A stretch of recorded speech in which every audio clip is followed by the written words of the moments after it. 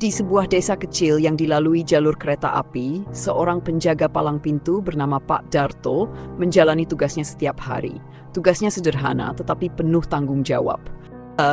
Sebelum lanjut nonton video ini, yang belum subscribe silahkan tekan tombol subscribe. Yang belum sholat silahkan sholat dulu. Jangan sampai video ini melalaikan apa tujuan kita hidup di dunia. Ketik sholawat, Allahumma sholli ala ali Muhammad. Semoga kelak nanti menjadi syafaat di akhirat. Amin. Memastikan pintu palang tertutup saat kereta melintas, menjaga agar tidak ada yang melanggar perlintasan. Pak Darto dikenal sebagai pria baik hati. Meski usianya sudah menginjak 50 tahun, ia tetap bekerja dengan dedikasi tinggi. Namun, pekerjaan ini tidaklah mudah. Ia harus berjaga berjam-jam setiap hari, bahkan saat malam larut ketika rasa kantuk sulit ditahan. Awal malapetaka, malam itu suasana desa sangat sepi.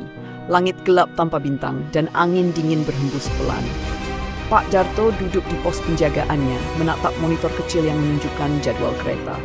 Ia merasa lelah luar biasa. Seminggu terakhir, ia harus menggantikan temannya yang sakit sehingga hampir tidak ada waktu istirahat. Meski sudah mencoba meminum kopi yang pekat, rasa kantuk tetap menyerang. Di monitor, jadwal menunjukkan bahwa kereta malam akan melintas pukul 23.45. Pak Darto melirik jam dinding pukul 23.30. Masih ada waktu. Ia berpikir untuk beristirahat sejenak-senak, sekadar memejamkan mata beberapa menit. Tidak akan lama, gumamnya, namun kantuk ternyata lebih kuat. Ia tertidur di kursinya, kepala bersandar di meja kecil. Tragedi di perlintasan saat Pak Darto terlelap, kereta malam itu melaju dengan kecepatan tinggi mendekati perlintasan. Beberapa meter sebelum rel, sebuah mobil keluarga melaju pelan, berisi seorang ayah, ibu, dan 2 anak kecil. Mereka tidak menyadari bahwa kereta akan melintas karena palang pintu tidak ditutup dan tidak ada tanda peringatan lain. Sopir mobil, sang ayah, berhenti sejenak menoleh ke kiri dan kanan. Jalan terlihat sepi. Ia mengira aman untuk melintas. Saat mobil mulai bergerak melewati rel, suara klakson kereta yang keras terdengar, disusul dengan cahaya lampu depan kereta yang menyilaukan. Semua terjadi begitu cepat. Tabrakan itu menggetarkan malam yang tenang.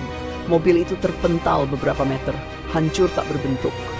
Suara kereta melintas, rem yang berdecit, dan jeritan orang-orang yang mulai berdatangan dari rumah mereka memecah keheningan. Penyesalan yang mendalam, Pak Darto terbangun oleh suara bising itu. Ia tersentak, menyadari bahwa ia telah tertidur di saat yang paling krusial. Dengan langkah terburu-buru, ia keluar dari posnya dan berlari menuju perlintasan. Pemandangan yang ia lihat membuatnya lemas.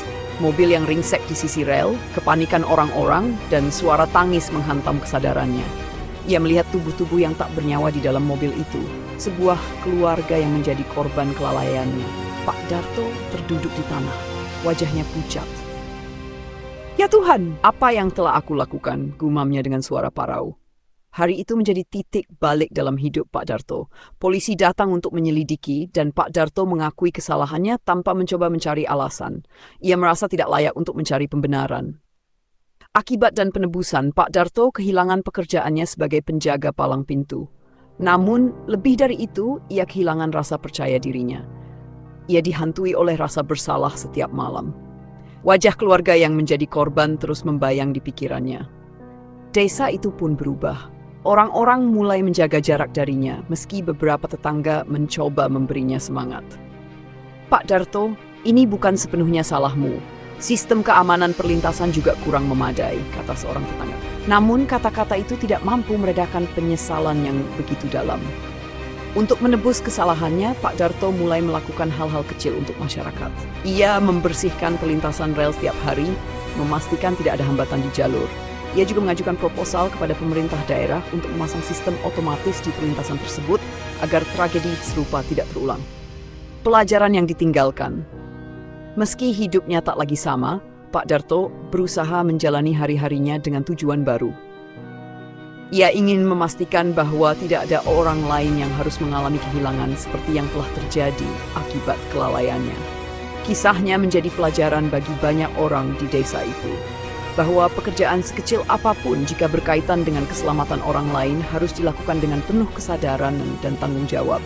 Dan bahwa setiap kesalahan seberat apapun bisa menjadi awal untuk penebusan dan perubahan.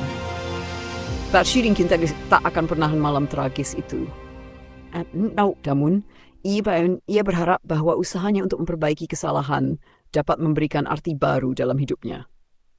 Aku tidak bisa mengembalikan waktunya suatu hari, tapi bisa memastikan masa depan yang lebih baik untuk orang lain.